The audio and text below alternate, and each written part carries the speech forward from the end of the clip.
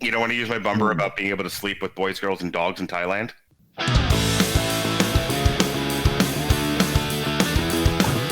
It's a show by Chris and Neil with all great movies. They are the real deal. We watch them all, so you don't have to. It's movies that don't suck and some that do. Ladies and gentlemen, boys and girls, listeners of all ages, this is a new episode of Movies Don't Suck and Some That Do. My name's Neil. I'm fucking Chris. And he's And fucking Chris. Wow.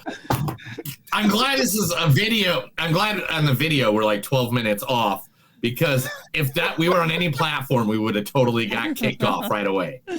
So I'm glad we're 12 minutes in, because it's 5 minutes in. I'm Neil, and I'm Chris, and I'm pissed off. And by the way, Mark's here with us today, guys. Hi. Mark, introduce yourself. I'm Mark. So I owe that applause. And every time I see Mark, I look him right in his eyes, and I can only say one thing. Oh, hi, Mark. No. Oh, sorry. I will fuck you, all right? I will enter you. Yeah. Yeah! I can't tell you how many times both things have been said to me at work. Whoa, man. And if you guys don't know, he worked. Never mind. I was going to make it bad. We're not going to. I work in a correctional facility. Let's just say that. Oh, you definitely get entered a lot. Anyway, guys, we're talking movies. We're movies guys. We're movies when we talk movies. Today we're talking two movies out there in the music movie world. The first one is Woman of the Hour, featuring the lovely, the awesome Anna Kendrick. I have a confidence thing? Yeah, like everybody. You know what I mean? Excuse me. Ladies, I think he has like a confidence thing. Sorry, he's a crazy person. I don't know him. Yeah. It's funny though, because this was like an ordeal. You know, it's like every time I get dressed, I have to confront like, what does this say about me? Because I have stuff going on in here, and I need my shirt to be a reflection of that. That's a lot of responsibility for a shirt. Yeah. Well, I probably don't need to tackle the meaning of life every time I make a decision about clothes. I actually relate to that. Oh yeah? Yeah, it takes me like half an hour every morning just to decide what to wear. Oh, because I thought this was a terrible, terrible accident. From Mr. Right. Yeah. Okay. From her greatest movie ever, Mr. Right. Gosh, anything with Sam Rockwell in it, though. No, Sam Rockwell, I just don't know. Okay. That is incorrect. Her best movie of all time is Dummy. Oh, Dummy is that was a series though, wasn't it? That wasn't a movie. It was a movie that they caught up at the 10-minute clicks for Quibi.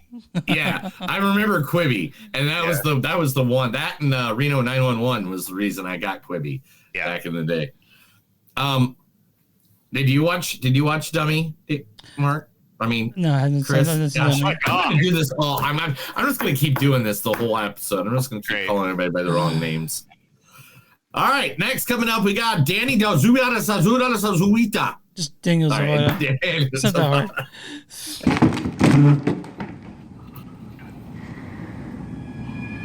hard. Who's there? Okay, man, just chill, all right? Look, I was wasted and I wandered in, so that was my bad, all right? So I'm just gonna leave, okay?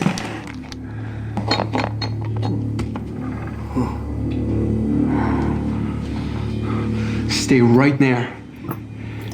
Don't you move. Yeah, that's right. I know what's in there, and I ain't leaving without it. You got me? Now you do as I say, all right? Well, do you hear me or what? I said stop. All right. Don't you move.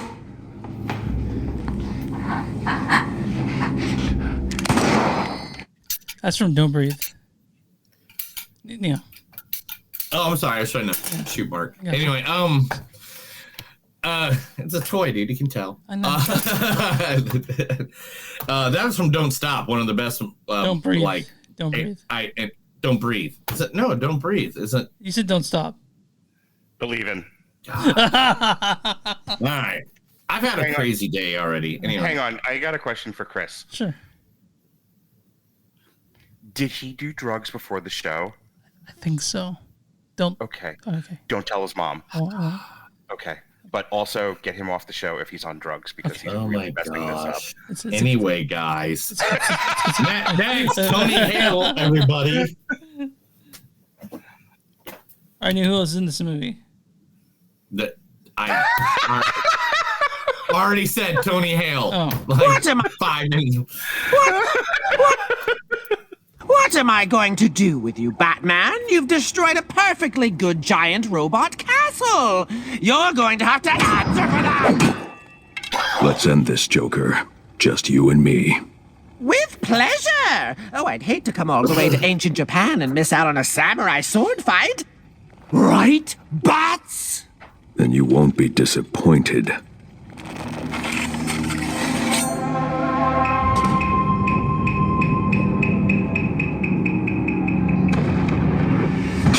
Not too bad, making all of my dreams come true! Happy to help. Ooh, don't tease! You're getting me excited! Alright, so, Neil, you wanted to choose... You didn't choose Pete Holmes to be in this? We have had Tony Hale literally on this podcast like 10 different times since we've done clips. I have literally, you can see in my history of every time I have grabbed Arrested Development. I have grabbed Veep. I have grabbed some movie where he said something weird. Like, so at this point, I was like, you know what? I'm finally getting my fucking Tony Hale Joker on there. Veep is one of those shows I have to finish watching. I watched it a couple of years ago. Got almost done with it. I think I'm a season or 2 away from finishing it, and then life got in the way. I need to go back and rewatch it. Oh my god, it's so sad when she dies at the end, dude. Right. After she gets kidnapped by aliens. But before she got drafted by the Denver Nuggets. Dude, they're called Hispanics. You can't call them aliens. Sorry, I don't subscribe to your gaslighting racism. Anyway, Nicola Robinson, everybody. Okay, let's do this. Let's do what? Let's make a baby. Hey, I thought you said... When did you change your mind? Where's Charlie? She's napping. I'll just take a shower real quick. No, she's gonna be up in 20 minutes. You could have picked Pete Holmes, dude. You're gonna be able to find something. Not able to find a whole lot of stuff. Like everything you do is I feel terrible, like she was more important. I think she was more important to the plot than Pete Holmes was. Maybe. Yeah, way, maybe. Fine. All right. Anyway, the second movie that we're doing this week is one. Now, remember, guys, both movies that we reviewed today is all because of Mark Radulich. So, therefore, if you don't like anything that we're about to talk about, it is all his fault. Whatever we do or say to these movies is all Mark's fault. I don't care. The next, a movie about one of the greatest producers, writers of music in the entire history of music. Calm the fuck down with that. That's not a lie, bro. Go look it up. Look at research. Look at facts. This is me doing Pharrell in Piece by Piece. It's how many? Almost over now. How many #1 hits has Pharrell written or produced or sang? I don't know. Versus 13. Bob Rock. Versus Bob Rock, the producer of Metallica's The Black Album, you psycho. But anyway, but he has done everything in the entire musical world. Who were the 3 producers that were in Garbage along with the Butch Vig. Butch Vig, right? Yeah. I like Pharrell too, but like, let's not be insane. Yeah. No, we can't talk about how awesome he is, and that everybody is loving it, and he wrote that too. Anyway, here's the great Pharrell's movie, Piece by Piece, first featuring the one, the only, the great Pharrell Williams. And I loved music. Like everybody loves music, but I'm realizing I had a different kind of relationship with it. Like it was mesmerizing to me. I didn't even know that I was mesmerized. I just thought that's what all black kids did. I thought we all just stared into the speaker like, whoa. Straight to the wild, wild west. You're going straight to the wild, wild west. I'm seeing colors. It's called synesthesia. It's not something that you see with your physical eyes. It's something that you see in your mind's eye. Yeah, so that's actually from Piece by Piece. Yes, because Pharrell has never been in a movie where he has a talking spot for more than 5 seconds. But there's other people in this movie that did, like the one and only Snoop Doggy Dogg. And how does that help? By the way, it's just Snoop Dogg. No, it's not Snoop Doggy Dogg. Oh my God. What the fuck are you saying? You want me to go get his fucking first album and put it right in your face? He's going by Snoop Dogg now. That's all he's doing. I don't give a fuck. If I went up to Snoop Dogg and said, "Hey, Snoop Doggy Dogg," he gonna be like, "But you sound like you're fucking. You sound like you're 70 when you say that." Chris is one of them genetic Europeans we were talking about. Yes, genetic European. Genetic Europeans. That was very genetic European of you. All right, the dog father himself, Mr. Snoop Lion, Mr. Snoop Doggy Dog, Mr. Snoop to the double D to the O to the GG, Mr. Snoop Dogg. See double O. There. Snoop Dogg. Oh my God, Chris, I'm gonna kill you. This clip segment goes on interminably. And how does that help if I get? It's 22 minutes at this point. And how does that help if I get shampoo in my dick hole? What? You mean to tell me you ain't never got shampoo in your pee hole? Okay, maybe like once or twice. Yeah, once or twice when you was playing with yourself. No, I wasn't playing with myself. I was showering. Crazy got up in there. Bullshit. Cam Newton's law of gravity is that thing must be up in order for that soap to go down. That's what Neil picked for Snoop Dogg. Whoa! You didn't get the end of it. Well, no, that's I don't need to hear Mac Miller talk about it some more. No. So the end of it is the greatest joke about it at all, which wraps the whole joke up. And he's like, man, I think they didn't want you to be, playing with your thing with shampoo anyway. He goes, why? If that's the case, then why do they call it Johnson & Johnson? You didn't give me that part of it. I wish we were on my show because I would have given you the pinkie pie. But anyway, also in this movie is the amazing, one of the greatest singers of all time, Mr. Justin Timberlake. What? No. Branch, you can't say no. They're your friends. They're your friends. You just want to hide here forever? Forever? No. Oh. Yeah, I really only have enough supplies down here to last me 10 years, 11 if I'm willing to store and drink my own sweat, which I am. You all said I was crazy, huh? Well, who's crazy now? Me. Is that from the Troll World Tour, I guess? Yes, Troll World Tour! Well, he's animated in this one. He's animated that one. One of the greatest rappers in the history of mankind. The one, the only, voted by other rappers. I agree. I've been listening to him all week long. Mr. Kendrick Lamar. Scientists say chickens come from dinosaurs, and dinosaurs is extinct. So it's like I'm eating on some type of mythological creature or something, right? Which is why I ain't even sweating this chicken. Although veganism is close to my heart. But if dinosaurs is extinct, and if I'm following that logic, this chicken ain't even real. None of this shit is real. None of it. I promise you that. You vegan? I tried. But they said I couldn't eat pussy, so I quit. Fuck that. Yeah, I don't know what that's from, but it's great. It's great. That's from Power. Okay. It's from Power, the show Power. And last but not least, one of my favorite rappers of all time, a guy who's always got me in the mood to keep my head thinking, the one, the only, Mr. Busta Rhymes. Oh, shit, man. Charlie, where the fuck you been at, man? Don't you know we've been looking all over this motherfucker for you? And why the hell you dressed like me anyway? I ain't paying you to be Michael Myers. I'm playing Michael Myers. If them kids come around and see us dressed up in the same shit, you're gonna ruin the whole effect. Ah, damn it. What the hell is wrong with you?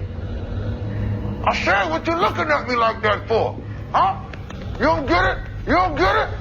Your shit ain't waking up there or something? That's from H2O, right? No, that's Halloween Resurrection. Okay, Resurrection. And I have to tell you, so a couple years ago we did an on trial for Halloween. One second. And guys, those are all the people from Piece by Piece is the movie we'll be reviewing. All right, and Mark, go.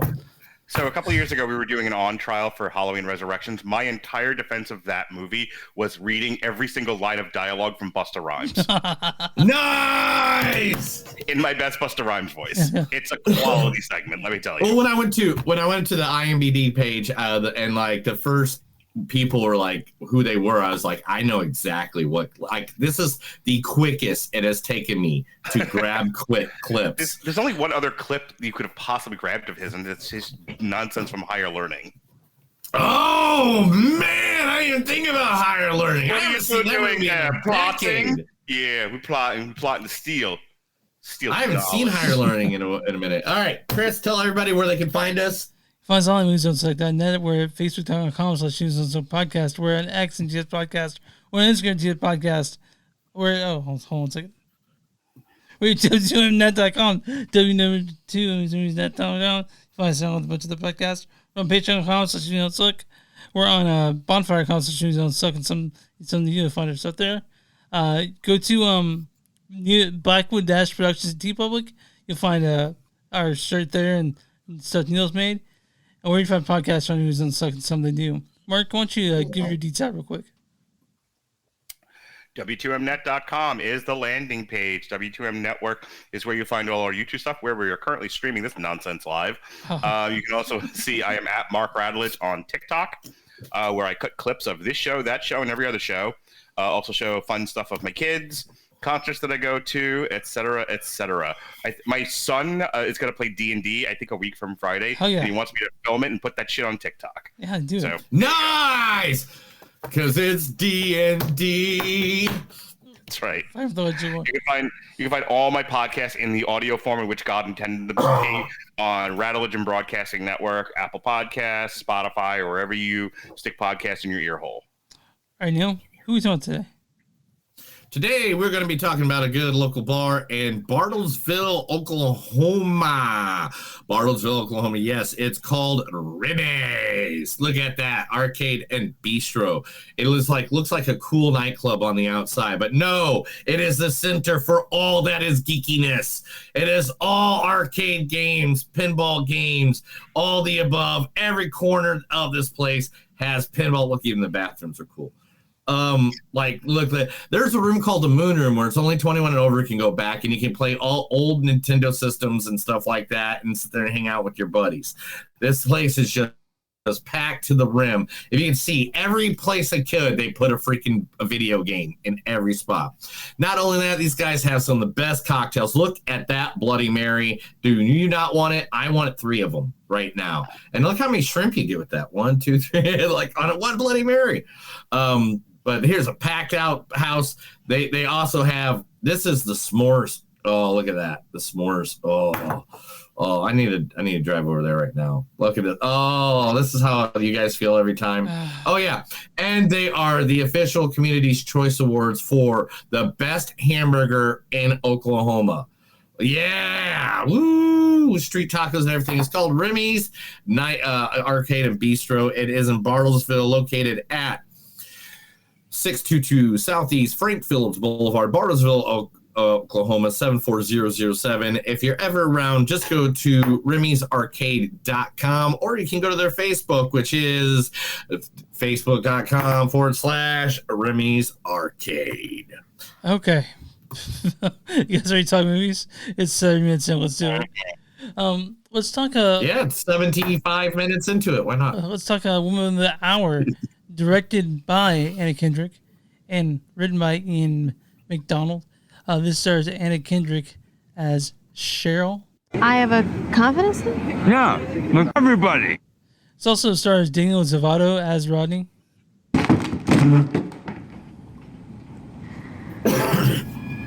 Who's there? Okay, man, just chill, alright? Tony Hale as Ed. What am I going to do with you, Batman? Nicole Robertson as Laura. Okay, let's do this. Also, this stars Pete Holmes as Terry, Autumn Bass as Amy, Catherine Gallagher as Charlie, and Kelly Jackal as Sarah. Neil, read the storyline for Woman of the Hour. Woman of the Hour is based on the stranger-than-fiction true story of Cheryl Bradshaw and Rodney Alcala. Bradshaw was a bachelorette on the hit 70s show's TV matching show, The Dating Game, and chose handsome and funny bachelor number 3, Rodney Alcala, but behind Alcala's charming facade was a deadly secret. He was a psychopathic serial killer. Can I take a minute to praise Anna Kendrick? Oh, she's great. She's better than great. I'll tell you why. Because I think Anna Kendrick gets kind of a raw deal. Like, I think most people they just know her as the Pitch Perfect girl. Yeah. When I'm gone, you're gonna miss me when I'm gone. Anna Kendrick has a girl next door sort of presentation, so I think she also gets written off because she's neither the hottest babe nor she's not any one of these things. She's not like a gritty action kind of roll in the dirt actress like a Charlize Theron, and then she doesn't have like the presence of like a Kate Blanchett, and again, nor is she like a one any number of smoking hot chicks out there. So I think Anna Kendrick is just lumped in with, yeah, she's a pretty girl. Here's the thing, she's super talented. Yeah. Everything she does is fucking gold.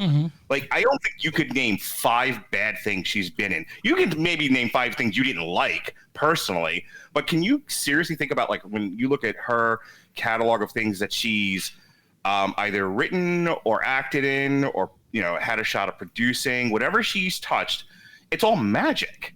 And I'm saying all that because this is the first time she's directed a movie. Do you know how many things she's been in? A lot. That's why I'm saying this. Like, a lot. I don't think Anna Kendrick gets the praise she deserves for being probably one of the best talents in Hollywood. I don't think there's a well-known negative story about her, like being like this idiot from Wicked that's making all kinds of trouble, or Rachel Zegler, that kind, or Brie Larson. Like, she's not twatty in any kind of way.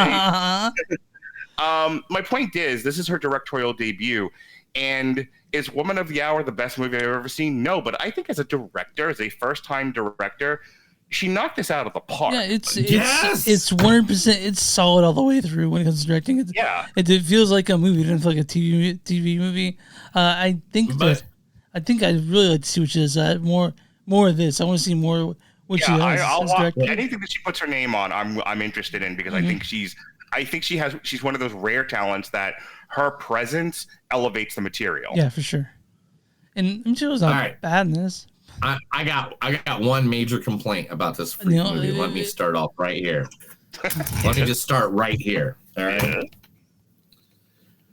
If you're gonna put up subtext that says where you're at and what year you're in, please make it more than 10 seconds. Because you're a slow reader. That's right. Is that what I missed like 2 of the bumpers that said it's a different year, a different place, or whatever. I missed complete, and me and my wife were sitting there staring at the screen like, what the fuck is going on? Where are we in? Yeah. So we actually, what is this? I don't know where we are. Sorry. Yeah. I don't know what you guys are doing. It's like when you wake up in the back of the cart on Skyrim. You don't know what the hell's going on. Anyway, but Neil, I didn't have a problem with that. I noticed it, but I guess you didn't.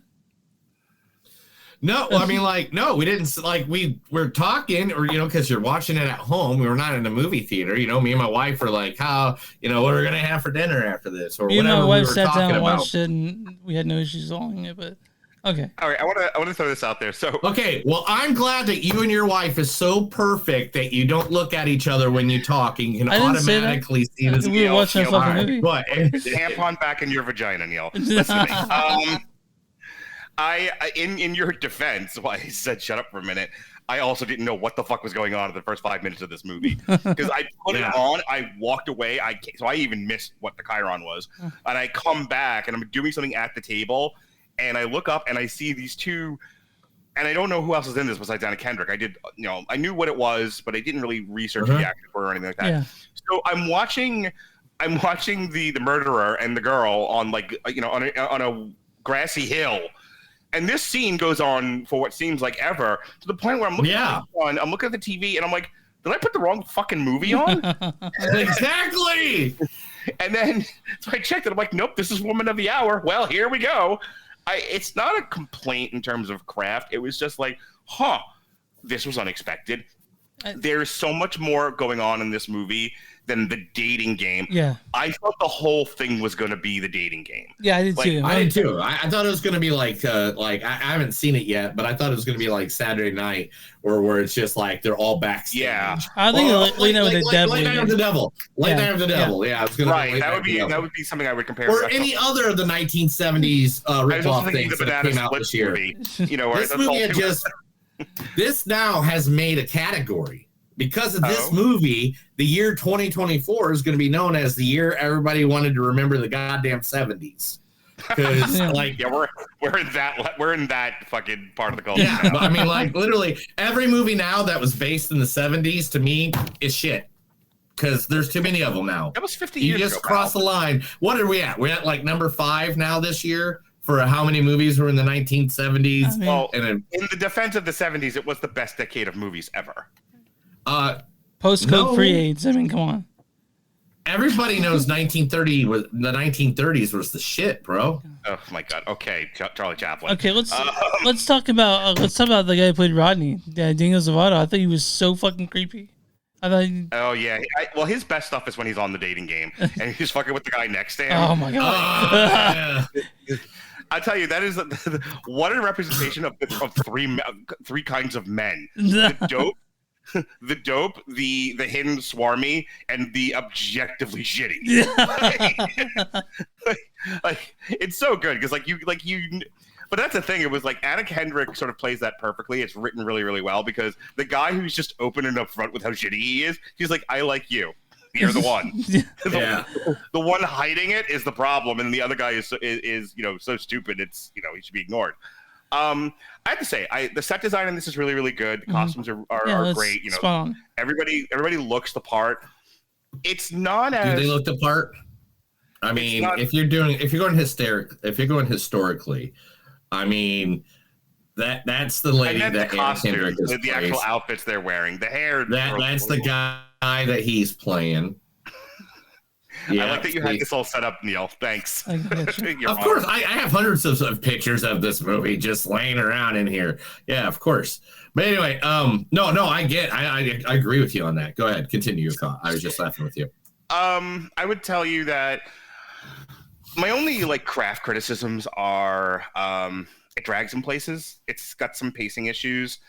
I think Anna Kendrick does a nice turn on stage where the girl tells her just have fun, don't worry about it, and she becomes kind of an asshole. And that's the most fun the movie has. Not that this is a fun movie to begin with, but I think watched the Zac Efron movie where he plays Ted Bundy or any one of these movies about a serial killer, you're waiting for the good stuff, and the good stuff in this movie isn't murders or anything like that. It's when she turns on the guys live on air and Tony Hale's sweating and I'm gonna kill this woman. Yeah. That's the good stuff of this movie. 100%. It takes a really long time to get there, and I wanted more of it, but there was only so much they could do with it, and I understand that.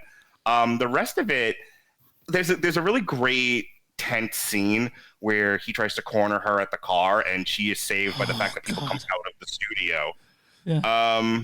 And that's the only other part of the movie where I really felt a lot of tension and a reason to sit here and watch this movie, other than general interest in the topic or in the actors. So that's really all I have to add about this. I'm not sad that I watched it or anything. I think it's a solid 2 for me on a 3-point scale. Mm-hmm. I don't know if you guys do scales here or not, but I do a 1 to 3 rating system where 1. No, listen to me, because I don't think you guys do scales here or rate things. So 1 will make my top 10, 2 is solidly in the middle, and 3 will make my bottom 5. Oh, that's a fair one. Yeah. I think you guys should adopt a rating system. At any time, kick me off the podcast, Neil. I'll understand. So yeah.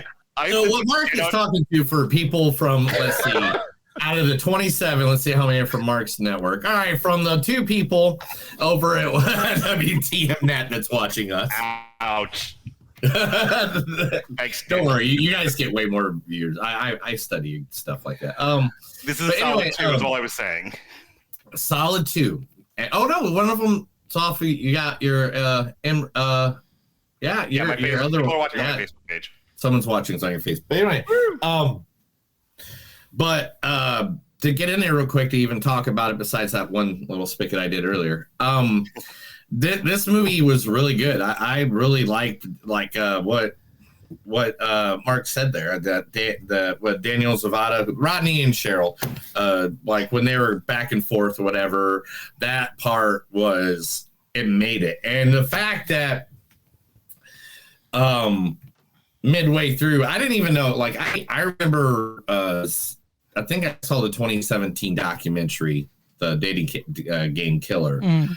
So I think I already knew this, but I didn't know all of it anymore. I knew the gist of the subject. So like going into it, I was like, okay, I hope she doesn't pick him. And maybe that's I didn't realize that, because I really didn't do a deep dive on it until after I watched it. So didn't know she was going to pick him or she's not going to pick him. I didn't know where the terror was going to come from. But again, I think the scene that you're talking about, even though it makes it might have been a little drawn out, the one where they're like in the desert or the mountains or wherever the heck they were at. I actually really enjoyed that scene. I thought wait. I'm making a point and you can jump in right after. Grab that son of a bitch and you can do what you want with them. I think they did that on purpose to make it so you realize that this wasn't just going to be the fucking dating game, because it was just right there at the beginning. Now, tell me how much you liked it, and Mark is wrong about everything. I don't think Mark's wrong about anything. Personally, I like this movie. I think it's solidly directed. Everyone in it's great, and PM was in it for some reason. I don't know why. But he's. Can I ask a question to you guys real quick? Yeah. Yeah. Would you have picked this if I hadn't twisted your arm? Yes. Yes. Because I had when this was not a twist your arm. Actually, about 2 weeks before you even mentioned this to us, someone already mentioned it to me. And then on top of that, this past Saturday when I was getting drunk, the guy was trying to explain when he got drunk that was the one who's like, hey, you should definitely watch this movie for your podcast. Then was trying to explain the movie to me and wanted to turn it on Netflix at his house. And I was like, no, dude, I am not in the mood to sit here to try to remember what the hell I just watched. Maybe not. Maybe not. And then I passed out, and it didn't matter because as soon as he turned on the TV, I passed out on the couch anyway. It was a great Oktoberfest. And remember, guys, I Uber everywhere. Uber in life, don't drive. Don't drink and drive. Anyway. Back to you, Chris. Sorry I interrupted you. So, yeah, we would have watched this. My wife, all I had to say is that Anna Kendrick's in it, and we was like, okay, I'll watch it with you. Easy.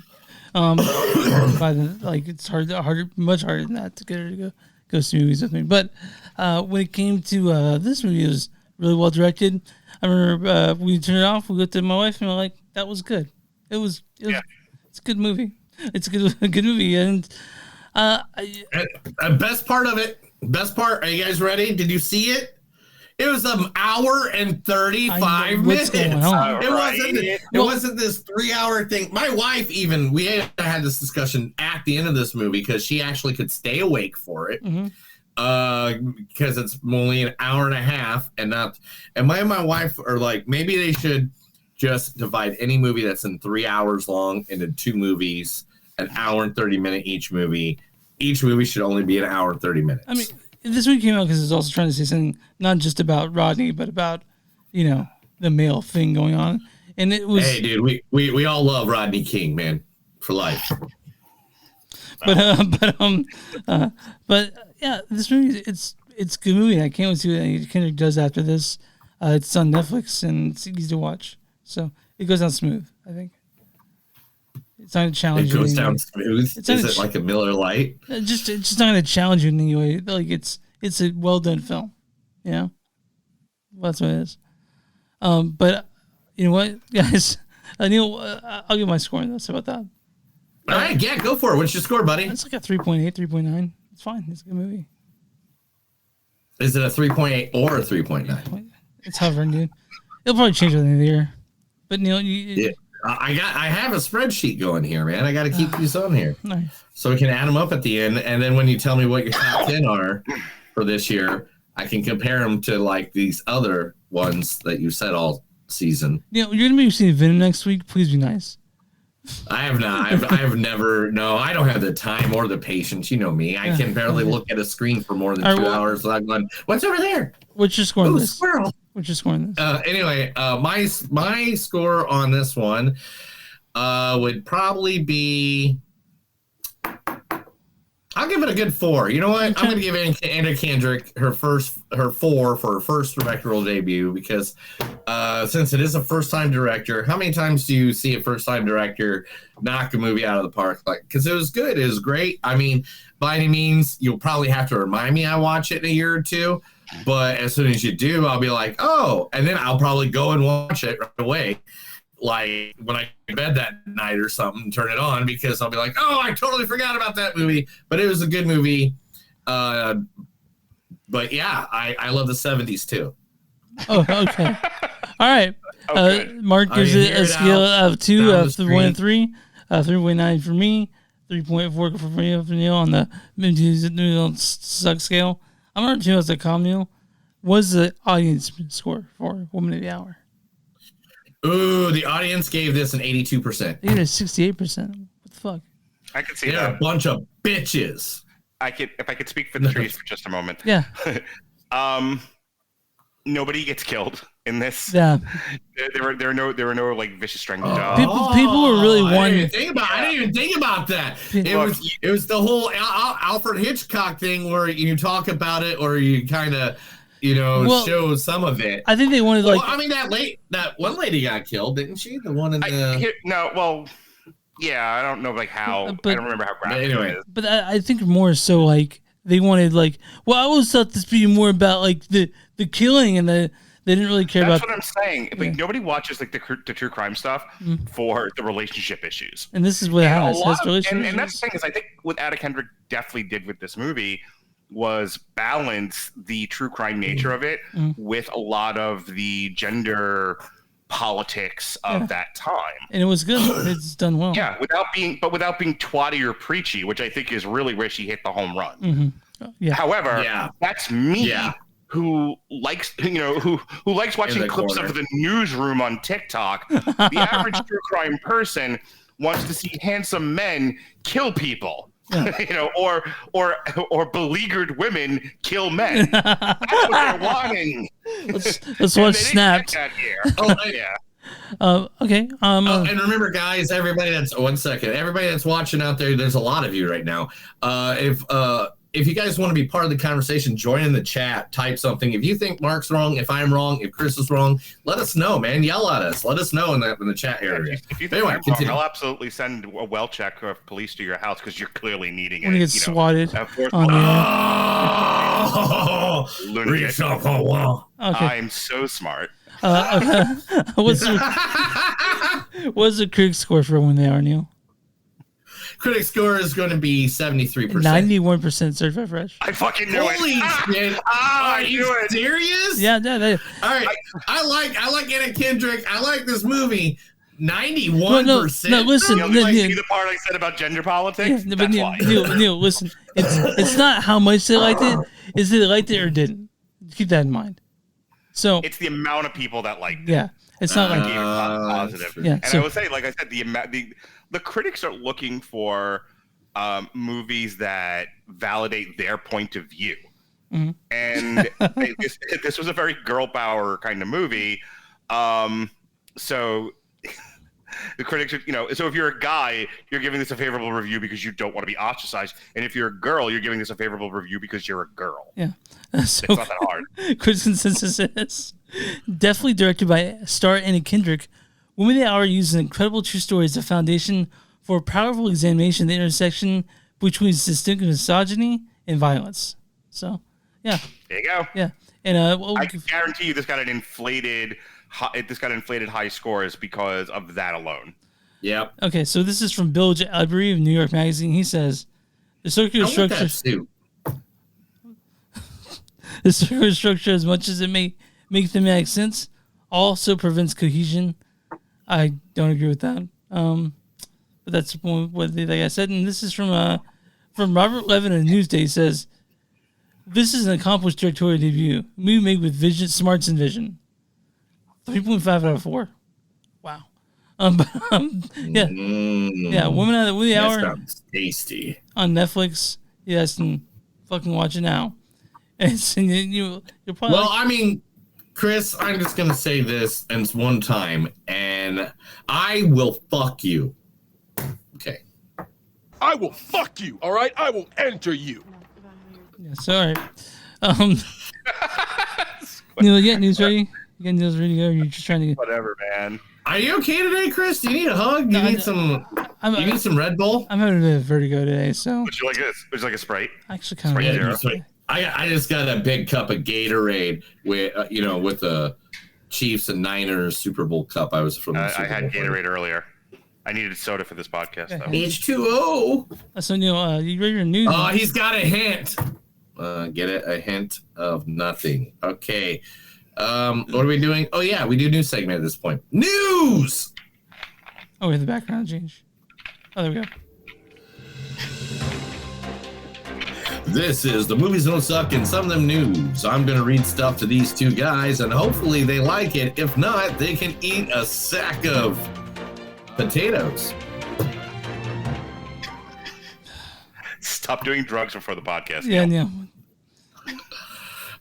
Anyway, so do we guys know the new rules for DCU canon now? Ugh. Tell me. Oh, God. So, no, I wish I as of this past weekend, New York Comic Con, James Gunn showed up and gave a big rundown of everything coming out. The Creature Commanders coming out on the 20th, which that's going to be amazing. Peacemaker 2 coming out. They showed the picture again of Superman with Krypto the dog, which that just is adorable. They talked about how HBO Lanterns is going to be written by the people who did True Detective, and it's going to be the Green Lanterns is going to be about like a detective story. Like of them, but going across galaxies and stuff like that. So that's going to be cool. But the way that the DCU canon is going to work is from now on, if they mention it, it's canon. So from every movie from here on out, starting with Superman, everything will be canon. So this is what he said exactly. He said, Peacemaker is a major part and a major character. Oh, wait a minute. Oh, wrong part. I'm at the wrong part. I effed up. I'm sorry. I'm going to go home now. It's all because of you guys. And all right. There are references to things that happened in the past, and those references are now going to become canon. That will be what happens from Superman all the way on down to Superman, Supergirl, and all other movies that are coming on in the flags. And I mean, DC is one of the greatest, influencers of all time with their movies and, being the best movies that ever existed about comic books. And so why do you guys keep wanting to jerk each other off? It's just weird. It's like out of all the things. So what do you guys think about this? Okay, so this is what it is. From the new Superman on, if they mention it, because even in upcoming trailers, not Vila, what's her name? The lady, Violet, that plays Viola Davis? Amanda Walker. Yeah, Viola Davis. That's it. Yeah, Viola Davis. She's in it already because we can hear her voice. So she's coming up next. Peacemaker is going to make the transfer. I guess it's a part of the season 2 is how it goes from being the DCEU over to the DCU. Because, he had the entire, he had the Justice League in the last episode. What do you guys think about this? I really don't know. I could give a fuck less. Yeah, I'm kind of on this one. Sorry. I can't think of anything less interesting in film right now than canon and cinematic universes. It's a lot. It's not a lot. It's nothing is what it is. See, I don't know if you know this, guys. I don't know if you know this, guys, but I am part of one of the most canon, one of the biggest cinematic universes of all time. The Porky's all universe? the time. At least 6 times a week I have to watch. Porky's? Yeah, that's it. That's it. It has nothing to do with that right there. So I like cinematic universes. That picture of domestic violence blah, in the blah. background? All right, well then I'm gonna cut. All right, whatever. I'm moving on. I will. I guess we'll pass that story. That story. I'm never gonna get invited back. I fucking tagged an entire segment. I'm really let's sorry. see. No, I have over like 45 stories. I'm just cutting all of them out now. You already remember good. Not to you guys, obviously. Anyway. We're just waiting. Fetus. I don't know why. But yeah. So anyway, have you guys ever heard of a place called Alamo Drafthouse? Yeah, absolutely. Been there. Uh-huh. Alamo Drafthouse was one of me and Chris's favorite theaters of all time. Me and him used to go to them all the time in the Kansas City area before they, went down during the COVID time in the life. So at this point, on October 30th, the movie A24's Herrick, the new movie with the lovely Hugh. Neil, by the way, the movie's called Heretic. Yeah, no, I know. Thank you. You told us 15 minutes after I said the name. No, wait until you're done with the sentence. I wait for a pause, and I was like, Heretic. I'm like, Heretic. I'm like, Heretic. Okay. All right. Heretic. All right. So the movie Heretic. Got it. A24's Heretic is doing one of the first in a long time 4D experiences at the Alamo Drafthouse. If you can, on October 26th, you literally will be able to feel everything. The ground will shake. They'll blow out mist and smoke and all that. It's going to be a 4D experience. So I love this kind of idea. And remember earlier this year, we were talking that they're going to get the movie industry is about to put $5 billion into theaters to do this kind of experience. Are you guys a fan of the 4D experience, or do you rather just sit in a dark room watching a screen? I like it. It's just I don't need for every movie. I'll answer it this way. I've said for years, and I've been in agreement with those who have said the same thing. Theaters have to start offering experiences. They have to make events because you can't draw a crowd for much anymore. Very rarely does, you get the occasional like Deadpool and Wolverine or Inside Out 2, that draws huge numbers. But for the most part, all year round, theaters are struggling, and we're going to lose them if we don't use them. So, but it's hard to convince people to leave their homes and watch movies on the big screen when they can watch them on their their giant flat screens at home. So in order to get people to come out, you have to create experiences. So whether it's 40K or something else, I'm all for those things. Yeah, to get people out of the house to go to the theater, the thing that we love still. So I love the old if I have to live in a world of all direct to Netflix movies, I'm going to quit watching movies, especially after what I had to go through this past Monday. Jesus Christ. Oh, yeah. I saw that. Ugh. All right. Let's see here. So I went through the 37 news stories where you guys were talking. I went through the 37 news stories I had, and I took out anything that had anything to do that's a sequel, part of a cinematic universe, part of anything like that. They're all gone. So Neil's not talking about Blade. How delayed a year, right? No, but I am going to talk about the movie they put. I can't even talk about the movie they put in its place because that's in the cinematic universe too. So that one's gone. So that one's gone. Neil's better. That one's gone. Yeah. Nobody cares. Nobody cares about Predator. That's not a thing. That's a cinematic universe, all right. Always passive aggressive. I know. So, Oh, no, can't talk about Stan Lee's other comic books that are coming that have nothing to do with the Marvel. Wait a minute, it has nothing to do with the Marvel Cinematic Universe, but it's still Stan Lee writing them, so that's kind of, they're not. He dead? I'll go with this one. I'll go good. So the Excalibur, the Excelsior comics that Stan Lee wrote with Legible Comics is getting their own new graphic novel. They're going to do a new graphic novel with it, based off of it, and on top of that, they're going to do a movie that's going to be kind of like a standalone Batman, like Tim Burton's Batman. Cool. Does Stan Lee need more movies? Obviously not. This is what I heard from two guys earlier.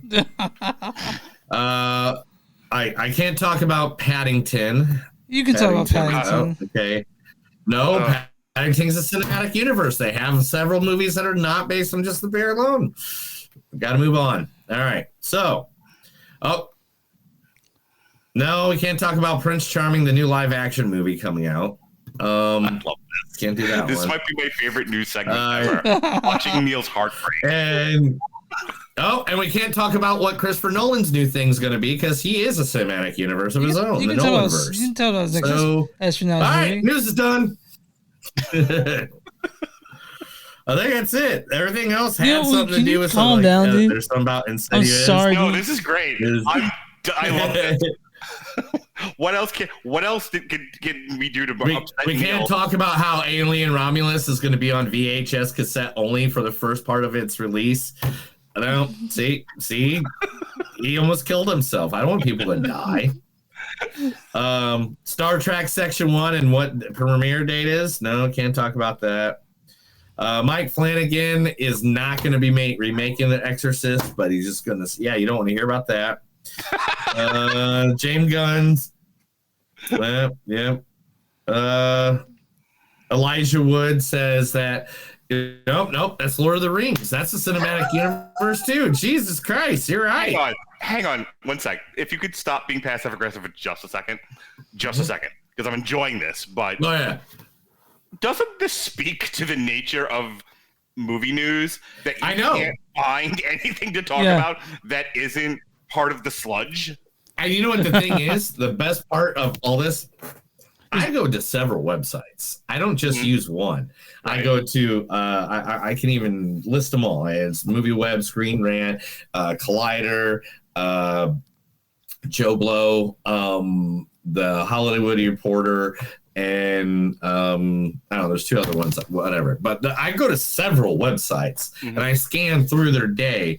And, of course, I'm not looking at like, oh, this is what, Henry Cavill would look like if he was Galactus drawn by an art. I don't read those clip grabbers. I usually look at the news only. And so you have to understand, I went through at least 5 different websites to get these 30 stories. And I am 100% agreeant with you.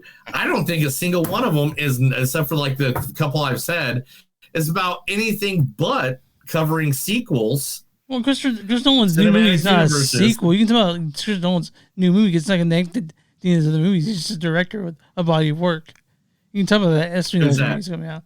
Christopher Nolan. No, nobody cares about Christopher Nolan. He hasn't been that. I mean, he's done one good movie. What, 2? Memento and Oppenheimer. I have news items. What news items do you got? Their Best Picture buzz is starting because for the last 2 years we've done. Fuck off. For the last 2 years, we've been doing a show where we do a survey of all the Best Picture nominees for the Oscars. And the experience of doing that has taught me. I bet I start to get on these early and start reviewing them early, or I end up having to cram, in a weekend, like 5 or 6 other, sometimes 8 Best Picture movies, and these are not, fun movies.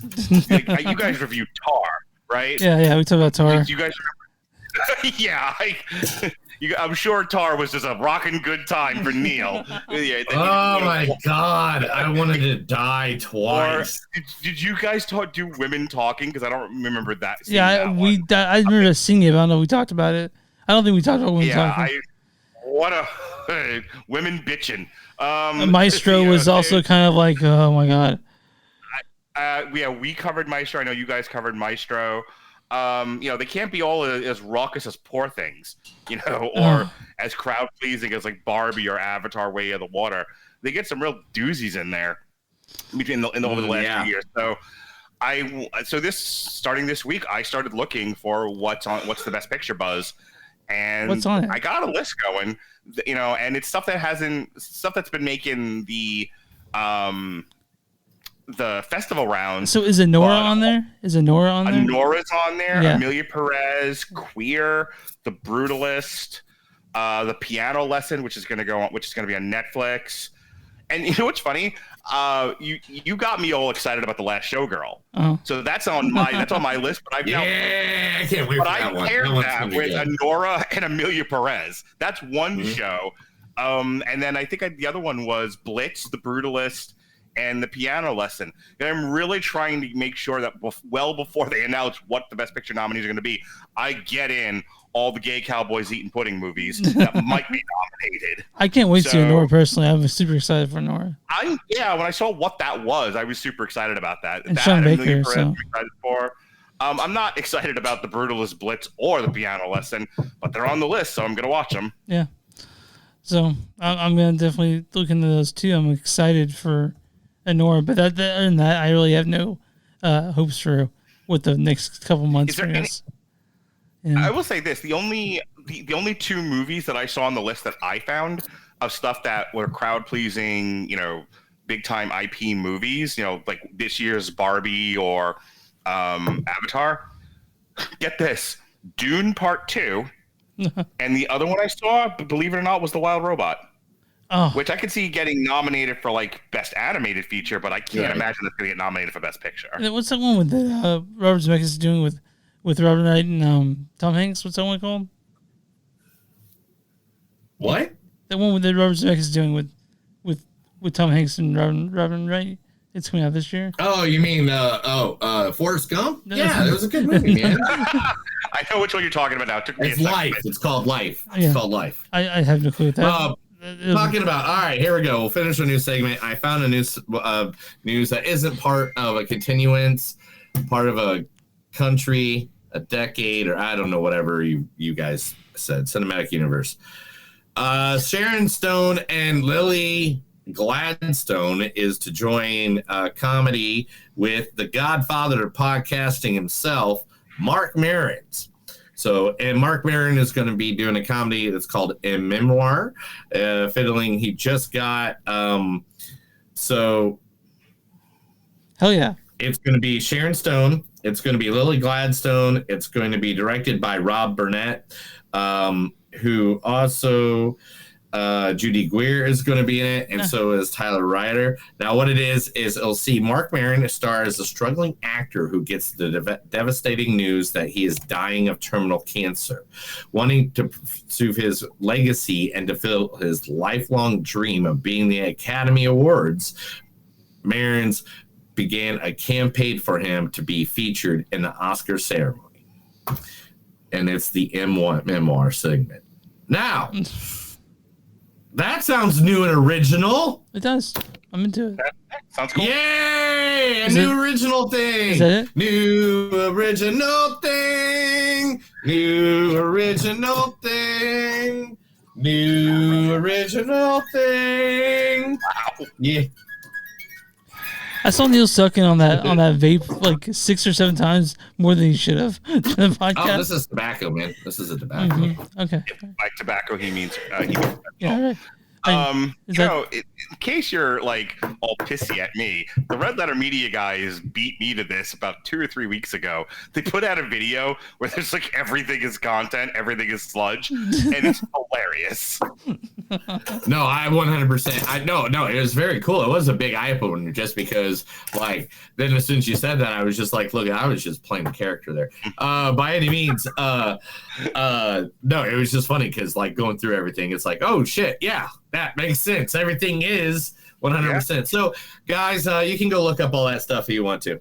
Next, that's the end of the news segment. Let's talk about a movie.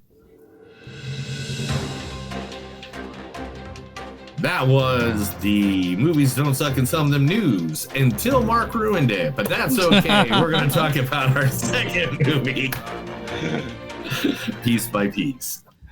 You ruiner. My sister likes you. Piece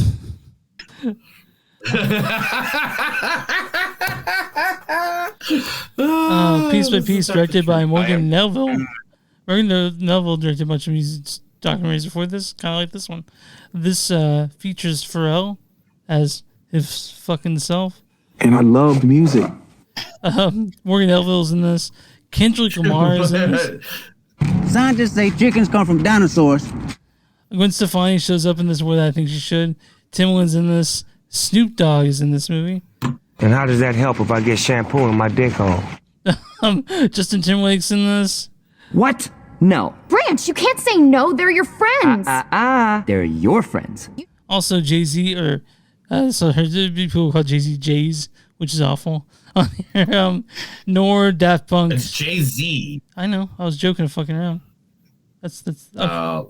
Don't disrespect the Godfather of hip hop, bro. Godfather, I don't want you to get killed. All right, Busta Rhymes is in this. You live in Kansas City, bro. Pusha T's in this. Neil, go to the storyline for Piece by Piece. Storyline. I know, right? There has to be a storyline, right? Yeah. There we go. Piece by Piece is an unparalleled motion picture experience that captures the magic and brilliance of Pharrell Williams, the creative genius, one Lego brick at a time. Uninterested in making a traditional film about his life, Pharrell set out to tell his story in a way that would set audiences' imaginations free. Developed from his singular vision, Piece by Piece defies genres and exceptions to transport audiences into a Lego world where anything is possible. So I had one question going into this. Hey, I have like a ton of questions for you guys. Okay, but I have one question going into this movie that was unanswered by the time I got out of it. Who is this for? Not saying I didn't enjoy this movie. I'm not saying I didn't enjoy this movie.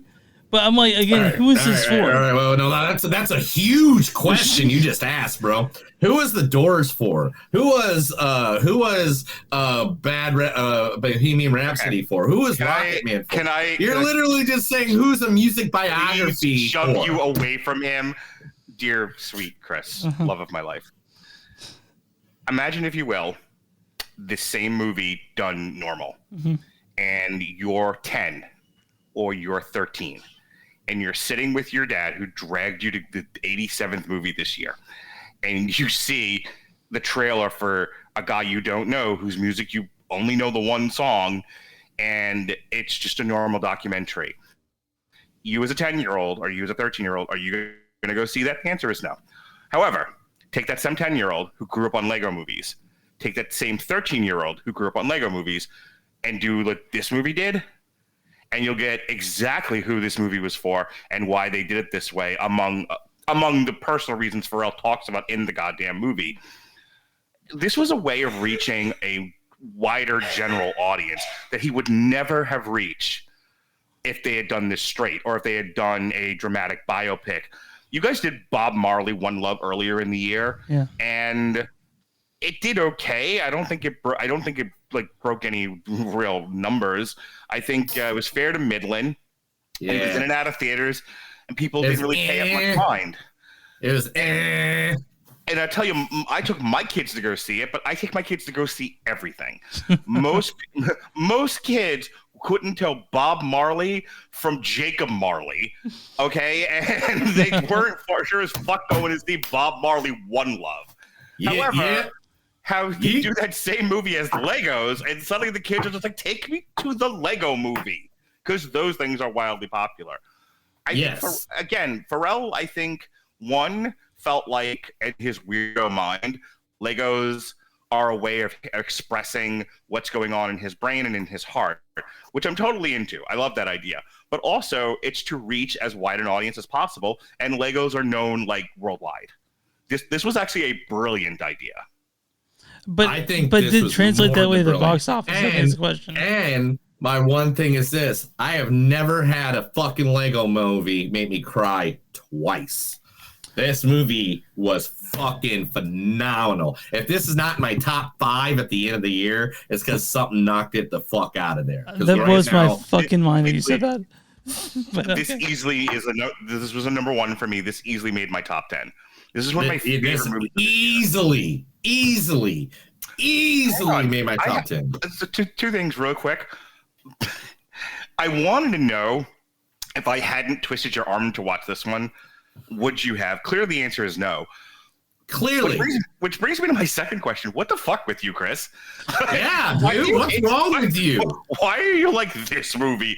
Like, I would have watched anything else. This is the end of the world. This is like one of the most positive movies I've ever seen. Yeah, I'm fine with positivity, and it's just that I didn't get much out. I enjoyed myself, but I'm not feeling emotionally connected to Pharrell or the whole. What's the. I think I got the question on this one, Mark. I think here we go. Got the one that like if the way he answers this question will kind of give us a reflection on this. Okay.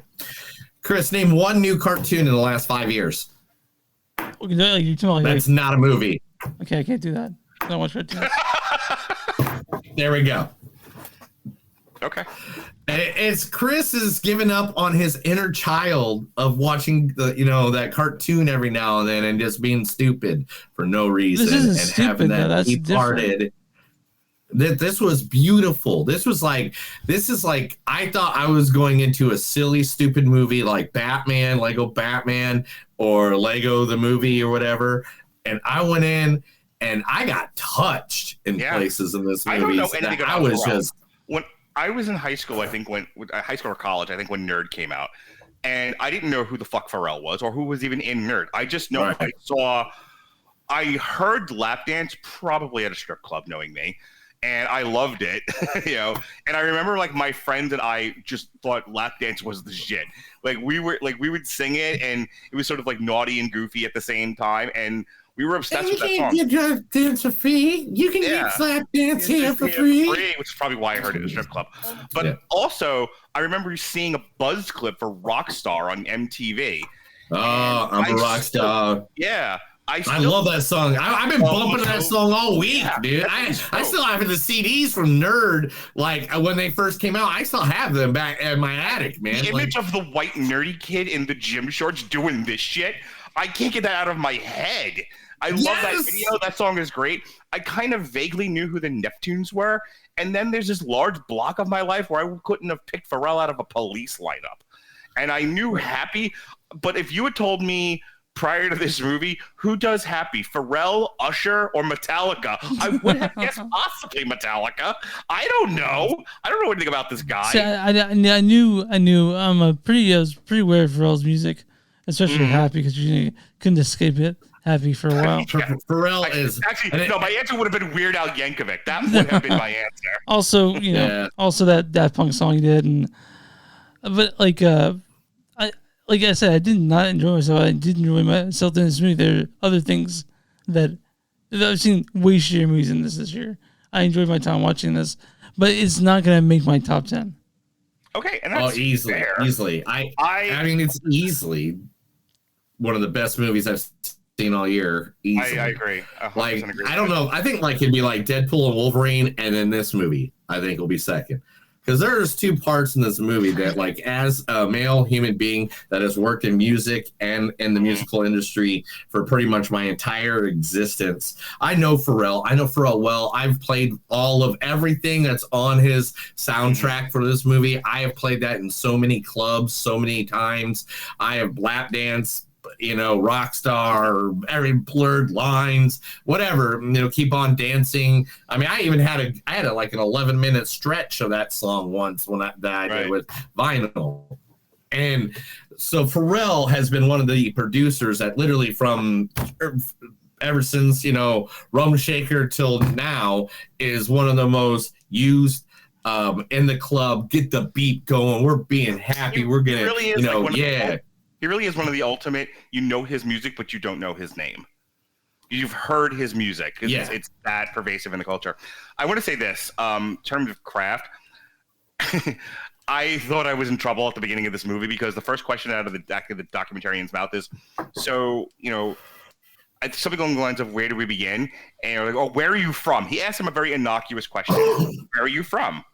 The answer is Virginia Beach. The first words out of his mouth are, I'm from the mud. And I was like, oh, if this is one of those esoteric weirdo fucking movies where he just rambles incessantly and makes no fucking sense, I'm walking out of this theater. Like, I can't. Yeah, oh my God. I thought it was going to go that way too. I totally. He had 90 minutes of fucking nonsense coming out of this idiot's mouth. I can't take it. But he quickly transitioned from that to I'm from Virginia Beach. Can I just say something real quick? Yeah. PG spray. Mm-hmm.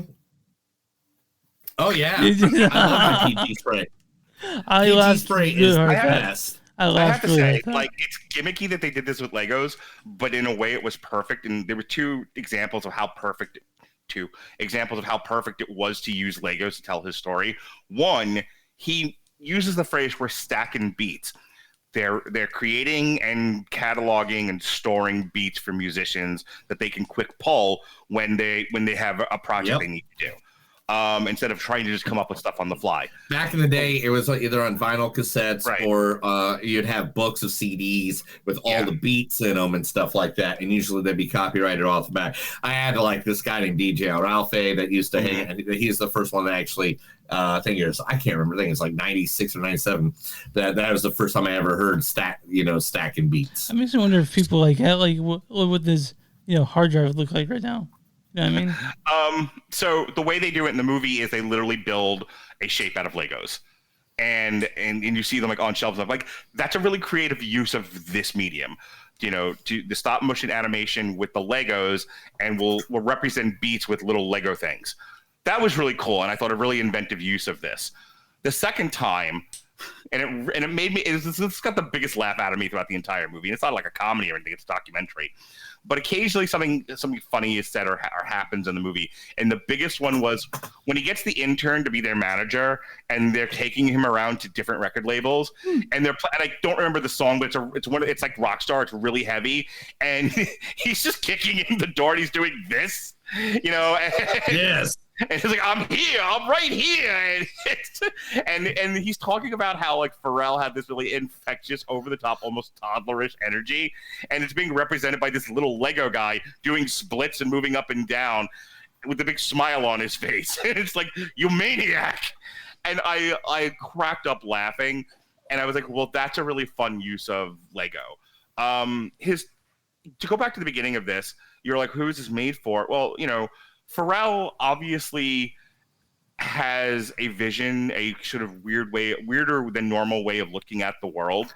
And I think he made effective use of the Legos when he was talking about seeing things in color, and Legos being a good representation of that color. And I would happen to agree. I was skeptical about this as a gimmick, but I absolutely think everybody involved took great pains to make sure that this as a Lego movie was different and effective, which I think is why it's in my top 10. This is probably the most... I didn't know what fever dream I was walking into. Yeah, it's the most different movie I've ever seen that wasn't like, a weirdo horror movie where they throw guts at the camera.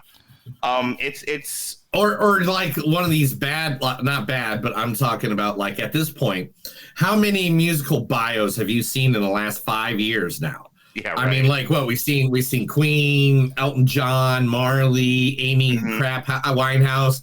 I keep on forgetting her name's not Crackhouse. Anyway, before that, Ray. Walk the Line. Right. Well, I mean, those are older, but like in the last 5 years. I think they never go away. Take something.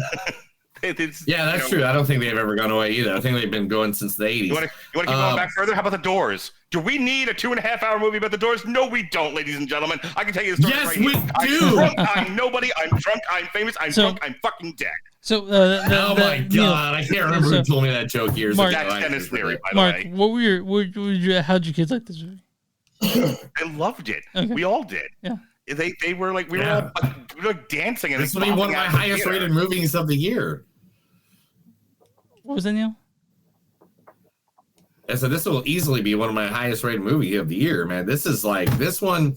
There's one spot when he was like the astronaut, and he like looked back at the Earth, and he was like, and then I realized that we're all just individuals on this one little dot, and that we're all people. Like I mean, stuff like that. With those he was deep, paraphrasing. he was paraphrasing Carl Sagan, which I got there. We said Carl Sagan, but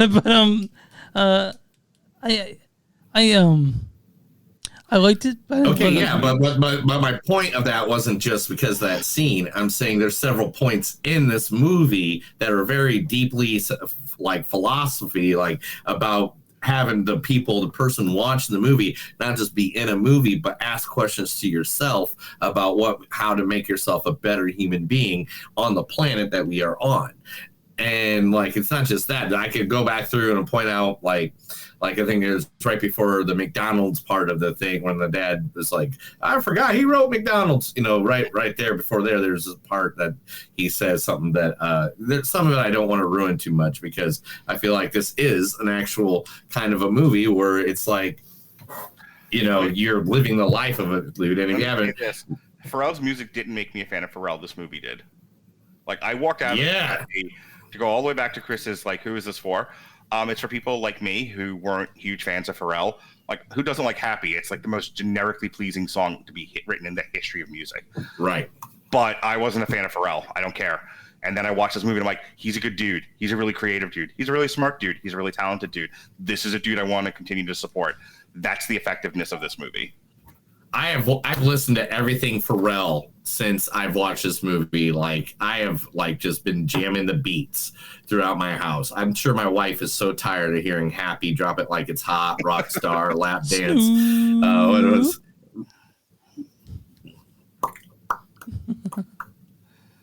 I can't do it. I can't even do it. I tried doing it back in the day when I was a DJ at a club. I tried doing that on a microphone. I thought it was so cool. Anyway, moving on. Almost over now. It's almost over now. It's almost over now. You can't deal with me. I'm a rock star. All right, Chris, why do you hate this movie? I don't hate this movie. Yeah, why do you hate it? I like it just fine. Dan, at the beginning. I like it just fine. Why do you hate children? Why do you hate it? Why do you hate children and whimsy? I don't think it'll make its budget back. It's at $7.7 million right now. Suddenly you're interested in fucking budgets. Every time I've been on this podcast, you guys don't give a fuck about what a movie makes. I know. And then now you're interested. Like I said, I don't give a fuck about like I said. Now we're interested. We're interested because, like I said, my question still wasn't answered. But it's almost over now. It's almost over now. But I'm glad you guys got something out of it. Hang on, you pretentious son of a bitch. I have seen you review every gay cowboy eating pudding, throw my guts at the fucking camera movie for the last year and a half, many of which made $150. I know! Suddenly, you're like, I don't like it. Who are you, Robert Winfrey? This doesn't appeal to me, so it's bad. And I'm gonna. I didn't say it was bad at all. I never said it was a bad movie. I liked it just fine. If you give this a worse rating than some of the stuff we give on Panic Fest, I am gonna get up and walk out. This is and you guys can finish. I want to know. Did you like this more or less than Bo Was Afraid? I like this more than Bo Was Afraid. Yeah. Oh my God. All right, I can keep coming back now. Because this one didn't confound me. This one I wasn't confounded by piece by piece. I was confounded by Bo Was Afraid. Bo Was Afraid is more fun to talk about. This one confounded me. Oh, and by the way, Bo Was Afraid confounded me like wrapping my pants. Huh? Yes. I really love, dude. No, this one I like just fine. But Neil, it's a fun movie. There's nothing offensive about it. That's why it's PG. But there are very clever uses of Legos in this. Like stacking beats is pretty cool. But again, I don't know. I liked it just fine. This is the first time you've ever done a documentary on this show?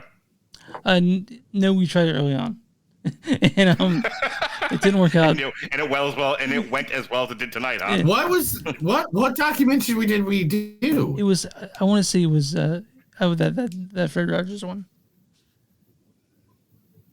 Oh, that one was a movie like this though. That's what I think. Like there are certain documentaries that are movies. Yeah. This one's a movie. That they're not. But this one's a movie for sure. And that one, Won't You Be My Neighbor? That was a movie. that was, as much as people want to say documentary, that movie, come on. You don't walk into a documentary where they hand you Kleenex, you know? Was that the one with Tom Hanks as Mr. Rogers? Well, no. This was the actual documentary of Won't You Be My Neighbor. But the way they did it was just like, there's like 4 parts in this documentary you will bawl like a baby. I think you and I went and saw the Alamo Drafthouse together. I think you and I saw that together. Yeah. Yeah. And we laughed at the Kleenex, but then we were like, thank you for it. Oh, no. Yeah. No. Yeah, we definitely needed the Kleenex because you're a sobbing mess at the end of it. Yeah. Wonderful. But I like Piece by Piece. I didn't love it like you guys did, but I was just fine with it. So. All right. So, Mark, what is your score on this? Since you like to make up your thing, and let's just hear it. Let's hear what your thing for this one is. Yeah, because how many? I know. How many Fears for Tears would you give this?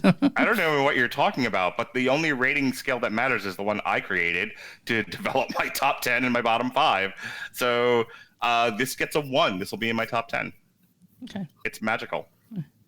All right, Neil. It is, yeah. If I'm using the Mark scale, definitely a 1. 4.8, man. This is like literally. I want to watch this again already. All right. Yeah, I'm not joking. I'm serious. Pharrell's been one of my favorite musical producers, creators for years. I own, I think, everything he's ever touched. If not, I used so much of Pharrell like back in the day when I was a DJ. It's ridiculous. I mean, God, I think Get Lucky by fucking Daft Punk. I made so many people's ears bleed with that, it's like, he's one of my favorite music guys in history. This movie did such a great, I didn't know any of his story except for what I knew that he, played in a band. He played in, Nerd, and he played in Neptunes, and he's part of, I know, what I know from just buying his music, but like I didn't know his backstory, and the backstory he told and the way he reflected on his life made me want to be a better human being. And there ain't many movies in this fucking world that I watch when I walk out that I'm like, I want to be a better human being than I was 5 minutes ago. I wonder, and that's awesome. I just wondered because earlier this year, Chad Hugo, but there's a lawsuit against Pharrell, and I don't know if that's been resolved since this movie came out. It was earlier this year when they did what's that lawsuit about? I don't know. I think it's unpaid royalties. I think is what he's saying. I'm sure Pharrell will pay him money because Pharrell's not that kind of guy to like I'm not saying fight over. I'm not saying that he's I'm obviously after this movie, I'm gonna have a high respect for him. My score is right. 3.7. I like it just fine. 3.7. You like it just fine. Yeah. You want to give it a hug? Yeah, I'd be fine with giving a hug, but it's not. It's not. You want to touch it and it's going no place? place? It's not top. It's not breaking my list this year, probably. What's in your top? What's in your top 10 right now? I haven't put it together yet, but yeah, I got to start putting that back.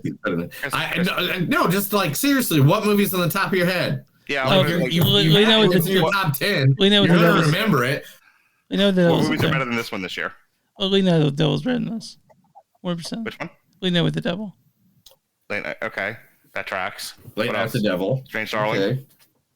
Give me 1 second because I do have a list somewhere. Dead and Deadpool. I can rattle off a bunch of mine. So they worked on it over the week. The Wild Robot, Transformers 1. This. We didn't see either one of those movies. We need, you know what? That's what we'll do when they come out on platforms. Let's just do a double episode that week where we just do an episode of just robots. I'll give you 3. I'll give you 3. Okay. We have The Devil, The Substance, and Strange Darling. My top 10 this year. All movies I haven't seen. I know you got to. The Substance is bad. Wild Robot, Transformers 1, Furiosa, The Fall Guy, Maxine, Beverly Hills Cop, Axel F.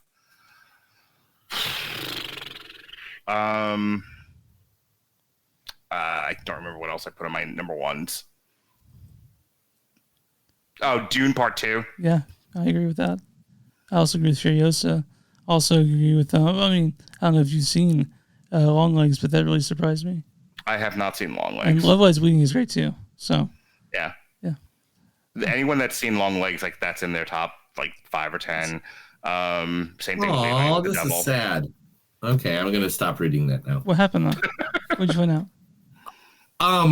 So it's basically the two of them were names forever and stuff like that with the other guy every now and then, and now they're in legal dispute over the name, because I guess they're separating, and they think now Pharrell Williams is trying to over control it. But the thing is, I don't know how much of that he made, and so I wasn't there. Is it like Neptunes or Nerd? What they're talking about that? It's over the Neptunes. Okay, well, interesting. About getting the rights for the name. Yeah. Okay, well, hopefully they figure You that out. can't beat me. I'm a rock star. But I'm on RottTales.com right now. What is the audience score for Piece by Piece? 81%. 90%. Nice! Yeah. Woo! See, doesn't feel. Yeah, me and Mark are validated. All The right. audience says, Dance to Be this inspiring biopic that uses Lego animation to creatively tell the story of the music giant Pharrell Williams' rise to fame piece by piece. All right, Neil, what's the audience score? What's Craig's score for Piece by Piece? 92%. 84%. Certified Rich. Oh, they went low on me. Craig's consensus is. I hate it when they go low and not high. Yeah. A highly unusual twist on documentary format that somehow works seamlessly. This kaleidoscopic overview of Pharrell Williams' career is a lively testament to the power of self-belief. So I read a good review and a bad review by the critics here. Give me 1 second because I fucked it up. Okay, this is a bad review from Patrick McDonald. He said, you will believe that a man can write a love letter to his life in the Lego animation. Yes, the visual element is cool, but the story is something you would turn off if it was a My MTV Behind the Music episode. But Pharrell is happy. Whatever. That's what I know. Bad AI. This is from Sandy Aguilera-Chin. Common Season Media. It says, this is an inspiring, unforgettable documentary about one-of-a-kind artist who's never been content to color within the lines for his art. So that's Piece by Piece. This is in theaters for probably a couple more weeks. So At least another week or two. yeah, but at least another year. My other question to you guys: which do you think will make your bottom 5? Venom: The Last Dance or Kraven the Hunter? Okay, I have slight hopes. Go ahead, Chris. I have slight hopes for Kraven. I do know. Oh God, do you? That's my pick. Slight hips, but I do. But I am already fucking hating the idea of going to Venom. So are you really? Yeah, I'm hating it. Okay. I assume that's the next one on your list to review. I love Tom Hardy Venom. I love the storyline. It's probably one of the best You gotta be trilogies out of your in fucking comic book mind. histories. You gotta be out of your fucking mind, you know. It's more to the story than the Christopher Nolan universe was. Oh my God. Anyway, but since I actually read comics, I like the Venom movies. And I can't wait for the third one. And I'm hearing nothing but good things about it from around the net. Okay. So like they just did a premiere this weekend at New York Comic Con, and there's people that are have been giving it great reviews. I can't wait till it's over. All right. but I want more. Give me more Venom. I want Venom everywhere. I want Venom all over my face. How does Robert feel about Venom, by the way? He fucking hates it. Okay. Robert notoriously hates the Venom movies. I'm with him. I don't like him at all. Robert hated the country of China because of Venom. Oh, wow. Why? Because the first one did really, really well in China, and that's what got it its sequel. Like, China single-handedly carried, kind of like the Warcraft movie, China single-handedly carried Venom. I can't wait. I mean, whatever. Next week. I can't believe that. That's awesome. But yeah, Kraven the Hunter looks almost as bad as Madam Web, which is in my bottom 5. Yeah, but Kraven the Hunter is supposed to be super fucking bloody and violent, but that's only. Is Madam Web still 2024? Yeah, it is. Yes. It seems so long ago. It seems like so long ago. Oh my gosh. I was dating a different woman at the time. I took her 3 kids who don't go to the movies, and my 2 kids. My son shot the funniest fucking TikTok at the end of Madam Web, where I have her kid like walk into frame, and my son just like tackles her. It's like, "Ma'am, are you about to go in to see Madam Web? Well, don't. And here's why." And he goes into a fucking rant about how awful I'm thinking like, you know, I'm thinking Frozen Empire might show up in my worst movies this year. Which one? Frozen Empire, the Ghostbusters movie. Oh god, that's a solid 2 for me. Did we watch a Christopher Nolan movie this year? No, you need to fucking calm down. I'm sorry that he didn't make your Joker. Oppenheimer last year, you dickhead. Rebel Moon Part 2 will definitely be there. I need to give him another negative review. Oppenheimer is good. Now I need another negative. Well, I'm sure he'll make another movie that I we can't haven't understand. seen the second Rebel Moon movie, but I don't want to. But I have plenty to fill out my bottom 5 now. After watching Unfrosted, Uglies, and Night Swim. Ugh. Oh god, dude, Uglies is definitely my top worst movie seen this year. Did we watch Night Swim? Uglies. My bottom 5 right now are Madam Web, The Crow, Uglies, Unfrosted, and Night Swim. Yeah, that's solid. Wow. Yeah. Yeah, Neil's sorry. The Crow is already in his. The Crow has. It is by far the worst movie made this year. The Crow. Yeah, that's probably my number 1 at this point because like as much as I'll go with any story. Like this is again, you guys know my theory on comic book movies. Literally, I'll go with any story if the story makes sense. Right. But if the story doesn't make sense, like the Nolan universe, it doesn't fucking work. Then I don't think I can ever back it, and that's just the way it is. All right, I've hijacked your show long enough. I'll shut up now. I like that. That was awesome. That was a good talk. People will enjoy that. I'm sure someone's going to be spanking it or taking a poop listening to this. I hope. I hope you're jerking off while taking a poop. I think some people. Oh, is that a lumpkin? Is that what that called? That's it? I don't know. I'm not from your country. Yeah, he is in Florida. It's a whole other place over there.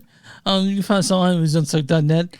We're at facebook.com/podcast. We're at XMGS Podcast. We're Instagram to the podcast. We're on w2net.com. So you can do 2 Movies.net. You'll find us there along with a bunch of really cool podcasts that Mark's We're on patreon.com/movies.suck. We're on YouTube at Movies Don't Suck Podcast. And we're doing podcasts from Movies Don't Suck. Send to you. Like, subscribe, share with your friends, all that shit.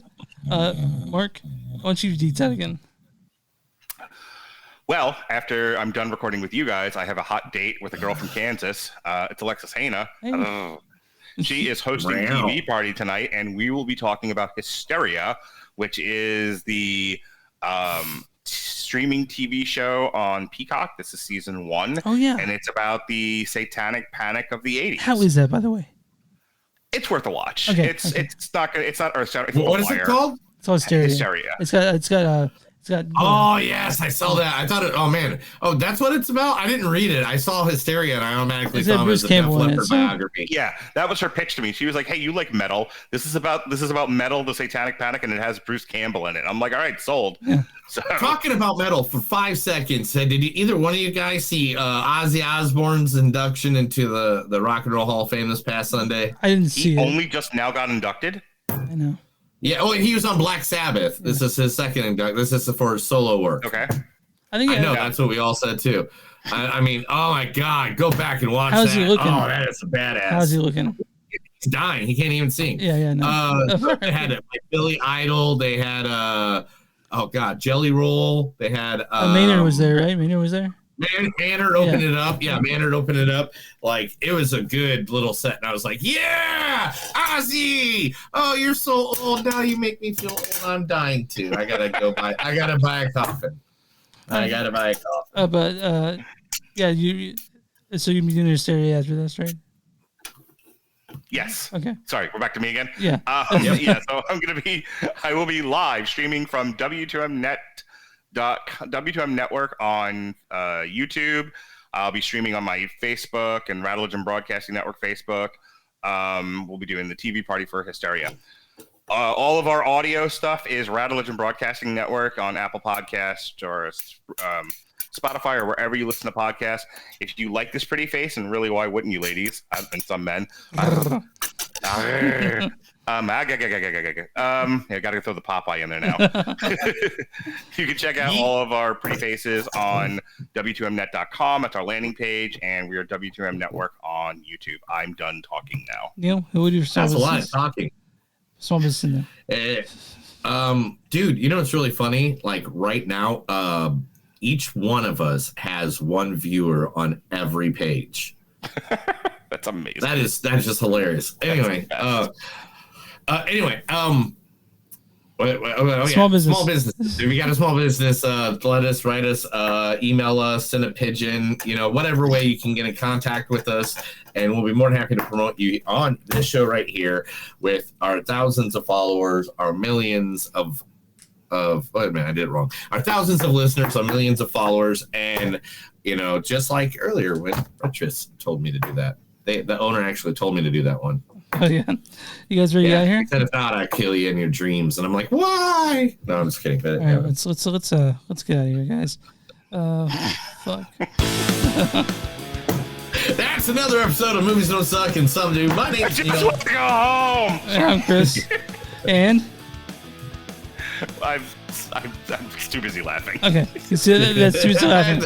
That's smart. Right, Remember, guys and girls, no matter what you do, if you want to be the woman of ours, sometimes you got to give them a piece of that piece. Have a good day.